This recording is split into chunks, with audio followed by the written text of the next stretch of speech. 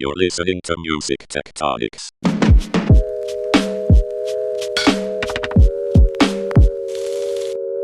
Hey everybody, this is Tristra Newyear Yeager, writer and strategist at Rock, Paper, Scissors, and I am, as some of you may know, the irregular host here at Music Tectonics.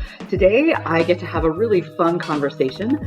I'm joined by Jocelynn Pryor. Jocelynn has a really interesting background in record retail and distribution. She started out in retail and worked her way up through chain retail all the way to distribution and wholesale, where she has been working for the last 15 years. So I think we could fairly say that Jocelynn has seen it all and has watched a really, really interesting, maybe in the sort of curse sense, a very complicated time for record distribution. However, this has been a really interesting year we've been through in 2020. So Jocelynn, thanks for joining us today. And let me ask you, how, at least in a professional sense, how was your 2020 at AMPED? Well, first, let me start by saying thank you for having me. And I really appreciate it. And I love that you're the Irregular podcast, because we are the Irregular distribution company, right? So it kind of Perfect. 2020 was, wow, what a year. And 2021 is actually shaking out to be quite a year as well. I feel like the entire world shifted in 2020 with the global pandemic, as did all of our businesses here in the music business. And so distribution was not exempt from that. And kind of in the land of cognitive dissonance, we actually saw some really great things happen as a result of the changes in the business due to a terrible thing, COVID, but we saw really amazing changes and shifts in the physical distribution business here at AMPED. And so I would love to touch on those if I may. Yeah, let's go for it. I mean, one thing that you've mentioned to me before is the incredible response of indie record stores and indie labels in 2020, and how they've had this amazing run that nobody's expected. Everyone thought this was going to be a death knell for them. Labels and independent retailers have made a transition and really made a huge leap. I mean, in part thanks to music fans. I'd love for you to touch a little bit on that and talk about that, how that played out from the AMPED perspective. Yeah, absolutely. So before we went into 2020, a lot of indie retailers had either little to no e-commerce ability. And that was really strategic and by design. We were trying to get people into the physical brick and mortar stores. So for instance, Record Store Day, everything was always done at physical brick and mortar. And there was a real lock and key on allowing stuff into the e-commerce space. Now, obviously there was the aftermarket and eBay and things like that, but that was always after the event. And so this year there was a massive pivot that had to occur. And so there had already started to be a little bit of a shakeup in the e-commerce side of things on the indie side of the world, or the class of trade, if you will, with the advent of Broadtime, which is an e-commerce aggregator that is fulfilled. The back end is fulfilled by Alliance Entertainment. And so this is an aggregator that basically skins a lot of e-commerce websites for independent retail. And so the indies can go on there and they can throw to, the pick, pack, and ship right there from Alliance Entertainment, or they can throw to their store inventory if they desire to. They can also throw up different types of marketing and stuff like that, but they have this really viable and far more sophisticated ability to have e-commerce than a lot of these guys had the ability to do prior to COVID. So when the lockdown hit and everybody was like, holy crap, we're having to close all our stores, what do we do? All of a sudden, within a very short amount of time, I want to say before COVID, and I could be a little bit off on these numbers, but I want to say there was probably about 50 to 60, maybe 70 stores, indie retail stores that had e-commerce through Broadtime already. And within a matter of a week or two, Broadtime just jumped right on into action and started loading up stores left, right, and center. And so now today there's about 130 stores that have e-commerce who did not previously have it through Broadtime, there's about 100, I guess I should say, but there's 130 stores in the Broad Time Network altogether, and they're always growing as well.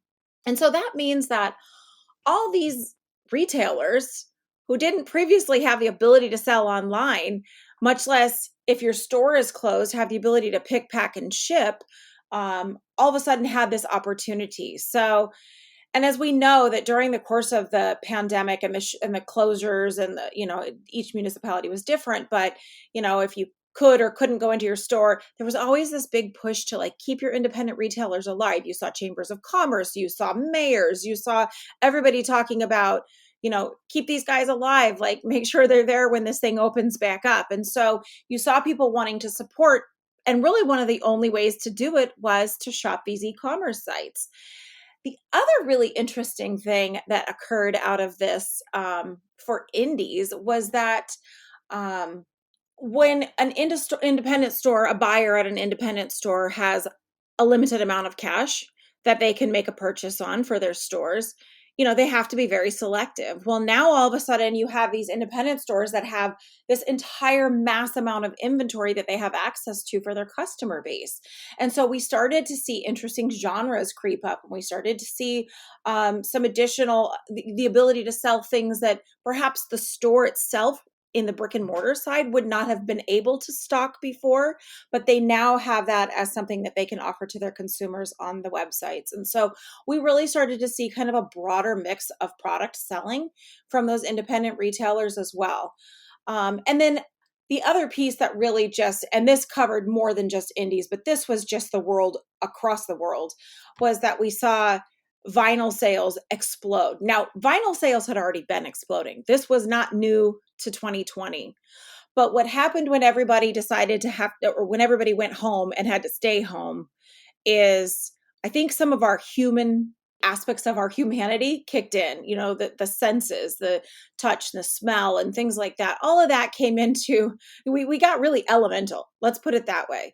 And so all of a sudden we started to see people really finding those creature comforts. And music is obviously a creature comfort for a lot of people. Music is the soundtrack of our lives in so many ways, whether it's, the pinnacle, the love scene in the movie, or it's what you danced to at your prom, or what was played at your wedding, or, all those kinds of things. Like music has been the soundtrack to our lives. And so when people needed comfort and comfort food and comfort to the soul and just nurturing and all that stuff, music was number one, right? We sought out our favorite artists. We jumped on their fan clubs. We watched their virtual concerts. They carried us through in many ways. And it was a time when people wanted to have that physical item that they could actually touch. We couldn't touch each other, right? We still can't really touch each other.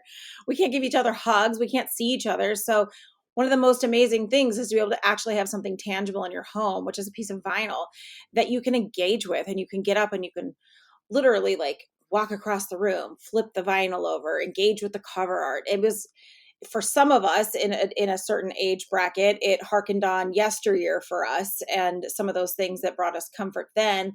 And it also lent way to this whole new generation of people that are like finally getting to experience this for the first time.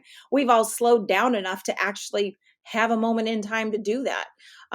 Some of us took a vinyl player that we'd been sitting on out of a box and finally hooked it up in our homes. Like that was me. I hate to admit that. I don't worry. I had one at my office. I just hadn't hooked my brand new one at home yet. No judgment. No judgment. Yeah, that was something I did here at my house, and had my own little listening parties, and worked my way through the vinyl collection that I have here at my house. So those are some of the things that we saw from the indie sector. And I would be remiss if I did not add this as well.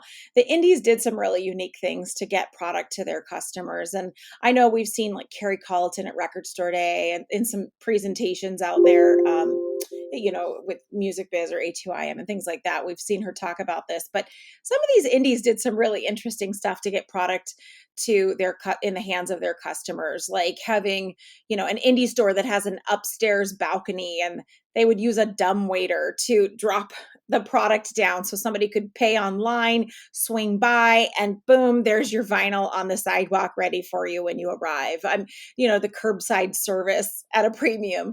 So there was some really interesting stuff, and some of those things made the news and certainly helped to perpetuate the narrative of, hey, support your indies, support your favorite artist. Here's how you do it. So that was another thing that indies really got into it and did some really fun things around the music that really created stories and marketing moments for some of these artists and some of these stores. I love how you're talking about the sort of relationship we have with vinyl and how important it was, the tangibility of vinyl and that physical experience. Also, the marking of time, right? You have to get up and flip the record. It's not just this sort of endless wash of lockdown pandemic time. And, as you were saying, it accelerated, the lockdowns really accelerated these trends in both the digital side of music with things like live streaming, but also on the physical side. And that's so fascinating. But vinyl had its rough patches too this past year. I mean, 2020 pointed to some of the biggest challenges we face as an industry, supplying fans who are desperately hungry for vinyl with the things that they want. So I would love for you to talk a little bit about vinyl's challenges and why it's so hard to get a record into the hand of a fan at times. What are we facing? What's the transition that we're going through, and what are the challenges that manufacturers and labels and distributors are facing? Well, there's no shortages of of things to slow us down and hurdles to jump. That's for sure. In the manufacturing side of things, we've seen some significant delays, part and parcel to COVID. We've had some manufacturers that have had to go offline for a short amount of time while they've, recovered from COVID cases or things of that nature. We've had reductions in staff as per certain municipalities or countries' rules and things like that. And that obviously means less output if you have fewer hands on it. We've also seen supplies shortages. So, down to some of either the colors or the beads, the plastics and things of that nature. And so we've seen delays either in shipping and or just the ability to get the supplies needed to create those things. Add to that, at the same time, we've seen this huge influx in demand. So if you were ready to tackle the demand of last year, of 2019, well, that demand, I mean, in some cases doubled in certain classes of trade, but it's definitely grown exponentially, if not doubled in some areas. So it was kind of a perfect storm of what could go wrong. And then you have to also add to the fact that now we've got a clogged pipeline of delivery, right? So USPS, UPS, FedEx, everybody's bogged down because everybody had to migrate to shopping online. And I will say this, and I was remiss in saying this earlier in answering one of your other questions, but I think that there were a lot of consumers that still had not moved to e-commerce. They didn't want to put credit cards online. They didn't want to shop online. That customer behavior has very significantly changed over the course of 2020. And so now that we have more consumers online, we have more titles available for consumers to consume online. The demand has, of course, naturally gone up, not to mention the emotional factors and all those sorts of things, right? And even the fact that more artists are putting vinyl out. The challenges are great when it comes to manufacturing. The lead times are astronomical. We're talking 6 to 9 months in most cases. Reorders are equally as long. And so it's been quite a challenge to weather those storms. And because of that, people like ourselves, like AMPED Distribution, has had to really jump in and act fast with regards to looking at, okay, what's our methodology to our IOs or our IS, our initial ship numbers, and what are our expectations and projections? And we've had to really go back and relook at that. We've also had to go back and look at color variants, and there's more accounts looking for exclusive versions and variants that are out there. This has become quite a thing. It's not just in the collector's market anymore, but there's a lot of accounts that get some kind of a variant. There's usually a D2C version, and then there's the regular version, and then there might be a cassette version at a particular retail, and one of the subscription clubs might have a variant, and then we have an indie exclusive or a record store day version or those sorts of things. And so all of a sudden that just adds units and units and units to the mix. So if previously we thought we were going to sell, 5,000 of the black vinyl, well, now you've just added another, 500 units on cassette. We've added another, 2,500 for indies, or 5,000, depending on the title. We've added all this additional demand. And again, when we're talking about variants and stuff, we're always making sure we're not cannibalizing our current sales, right? So the strategy is to expand the reach with variants. It's what the strategy should be with variants. And so because of that, we've had even more units that we need to manufacture, which mean even longer lead times, or even harder to get that product manufactured. And then once it's manufactured, out of those DCs and then moving through the different distribution pipelines, right? So that's the other piece that's been challenging. Now, thankfully, the US government specifically saw that supply chain is an essential piece of our economy, particularly when they realized that the majority of people in the US were purchasing stuff online. I think I actually just saw something today that said more than 60% of e-commerce in 2020 was from Amazon alone. And I want to say it was like 80% of all e-commerce was across, I want to say it was like 10 to 15 retailers. But that said, there's this huge amount of retailers that came online for the first time ever and started transacting in 2020 as well, that attribute to the rest of that number there. So there's so much more demand, and which means obviously manufacturing now has even larger hurdles to jump over.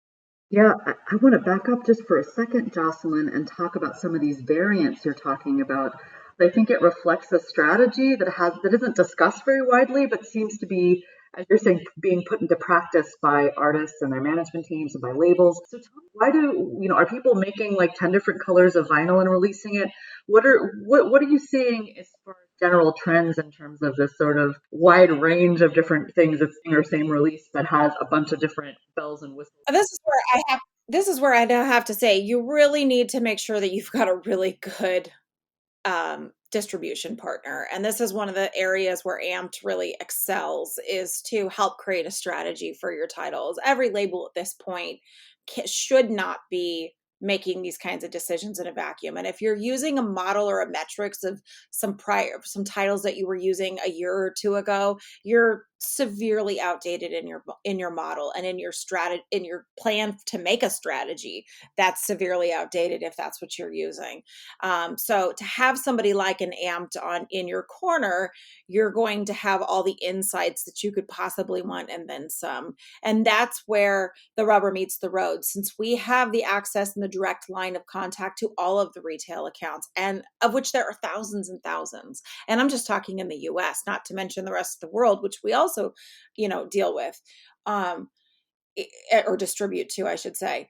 I mean, you could have a strategy. There's demand enough, I should say, there's an appetite enough from the account bases that you could have 10 or 15 variants. Now, I would caution you and tell you that's probably not a great idea, because at some point you will start to cannibalize your own efforts. And that's something that you don't want to do. So there is, in some cases, there's a model of scarcity, especially on large priced items where it's, numbered deluxes or things like that. There's some strategy that you will want to employ around all these things. But what you don't want to do on a variant is you don't want to cannibalize yourself. So you really have to look at it and scrutinize the title and look at the account bases. And again, depending on who the artist is and their history and what genres we're talking about and which account bases are asking for exclusives and what their sellability is and all those sorts of things. There's like a number of different factors that go into that. And that, again, is really one of those things that if you don't have a good distributor who has all that data and all that information, you're going to be left, on a hope and a prayer.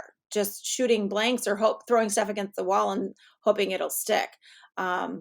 And not really sure if you've got your numbers right, not really sure if you've got all the accounts that could be or should be covered. And that is a pretty terrifying thing if you're talking about trying to print or thousands and thousands of records. You mentioned genres. That's something else I think that's come up with a lot of really interesting genres that previously just weren't big areas where vinyl was popular. Can you tell me on what you're seeing? Yeah, well, so the vinyl business has been shape shifting so much in the past year or two that, you know, not only do we have genres that previously did not have a lot of consumers, or when I say previously, in the last like decade or so, didn't have many consumers that purchased either physical or didn't purchase vinyl in favor of CD. They favored CD instead. We're starting to see more and more of those things trend towards vinyl. Now, bear in mind, we're still selling a boat ton of CDs. So CD is not dead. Don't let anybody tell you that. Those that are prematurely killing that because it's not dead. People are still buying CDs for sure. But that said, we have seen some growing trends in some genres like metal, for instance. Metal, there's definitely a growing vinyl consumer out there, particularly those that are compelled by the artwork or are compelled by being a fanatical fan of a certain band, and they want everything that's associated with the band. And so some of that is coming out of that, the heritage artists specifically. We're also seeing subgenres that are coming out, like a subgenre of jazz, like the new jazz sort of stuff that's coming out, like the alpha mists and stuff like that. It's a kind of a growing trend from like the UK jazz scene that's coming over, and we're seeing a lot more of that coming out on vinyl. It's a little bit of a different consumer than your straight ahead jazz consumer, and so they're very interested in that. But then you also have interesting things like genres that are emerging right now, and it's anybody's guess how long it's going to last. So sea shanty music is a really good example of that. Okay, we know that it takes 6 to 9 months to get a piece of vinyl manufactured into the pipeline, solicited, and into the hands of consumers, right? So if it's going to take that long, is sea shanty music, which has a huge demand right now. Let's face it, everybody's talking about it. There was an SNL skit, what was it, 2 weekends ago, about sea shanty music. It's all over TikTok. But is that going to last? Is that like a fleeting thing? Are people going to spend a big wad of cash to put sea shanty music on vinyl? That's a question. It's a question to ask. How long do we think there's got to be some predictive or some predictions in there, right? On is this going to be a thing or not? That's a super fascinating point about vinyl is because of the lead times, it's got to have a different sensitivity to demand and to trends. It can't just be like what's hot right this second. It's not going to make any sense as a business strategy. That's fascinating. Yeah. And it's where you can really use the digital information that we have for the digital product to kind of keep your eyes on trends. How long is it going? Is it continuing to go? Are we still seeing that rising? I mean, I know Spotify did a big press announcement last week, and they were talking about the appetite for world music here in the US. This is new. This is not something that we've seen. We've seen it in major urban markets. I mean, I could tell you, 25 years ago in record retail, if you were in New York, if you were in LA and Hollywood and some of the larger stores, yeah, there was huge amounts of demand for world music. But imported music, but in the larger part of the country, there wasn't a huge demand for that. Well, we're seeing the younger generation is crossing the borders with their musical tastes, and so much so that Spotify was announcing some of that stuff last year, and we're seeing that in the physical space as well. AMPED just supplies the US with a lot of UK label product, and and or African product, for instance. There's a huge Afropop scene growing in the US right now, and that's only going to get bigger and bigger and more diverse. And so, and then the subgenres and the subgenres and the subgenres, right? Those are going to continue to grow as well. And we know that we've seen a steady increase in that year over year. And then kind of a huge explosion now that you've seen the digital side explode. You've got digital being utilitarian. So people are exposed to stuff, and now they've become really big fans of certain artists. And now they're like, I need everything about that artist. I need all their merch. I need all their product. I need anything physical. I need the posters. I need all the stuff, right? Let's take a quick break and then we'll continue this awesome conversation. Hey, I love meeting Music Tectonics listeners at our events, and I want to make more opportunities for you to meet and connect. That's why I host a music tech conversation on Clubhouse, the audio-only social platform everyone's talking about. No, not the only audio social platform. Everyone has one of those these days. Meet up with me every Tuesday at 2 p.m. Eastern. That's 11 a.m. Pacific or 7 p.m. in the UK. Every week is different, and anybody could drop by, so join us. Follow me on Clubhouse at Dimitri. That's at DMITRI, or the Music Tectonics Club, which you can find in the search there. See you on Clubhouse. So it's been a really, really exciting last couple, like about 18 months or so.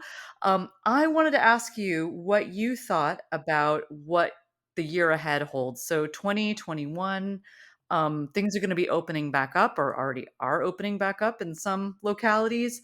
How are things looking from your perspective in terms of distribution, vinyl, cassettes, all that fun stuff? I think the rest of 2021 is going to be a really exciting year. We've got some hurdles here in the first half for sure. But I know that, we at AMPED, we've really positioned ourselves well for Q3 and Q4. So we're talking now about the correct quantities to manufacture for stuff that's coming out later this year. And I think that we're going to really get it nailed and dialed in. And so I'm really excited about that. And I'm also excited about a lot of the new retail that's coming on deck. So, obviously the big boxes have moved into the vinyl game in a big, more meaningful way. So you've got, the Walmarts and the Targets of the world in vinyl, and Best Buy and, Barnes and Nobles in it. There's a number of bigger retailers that are moving into that space in a more meaningful way and expanding on that. But you also have a lot of new retail that's coming online as well, a lot of subscription services and really highly curated sort of stuff. So, it's one thing that, a lot of people can go and search for stuff on Amazon, but Amazon is really hard for discovery when it comes to some of those like smaller genres and things like that. And so having those curated type of retail sites is really an exciting space to be in. And I think we're going to continue to see the rise of some of those new product lines or not product lines, but genres. And, TikTok is still, it's still pretty new for all of us in the world of music. And, we've seen stuff like the sea shanty music come out of it. We've seen some additional genres that are starting to spring up from there. So I think that we'll start to see some of those kinds of fads and trends that come out of there. And we'll see how much of that takes hold. The world of K-pop continues to descend on the US and only grows bigger and bigger. And so that's going to be an exciting space to watch as well. And so I really think that,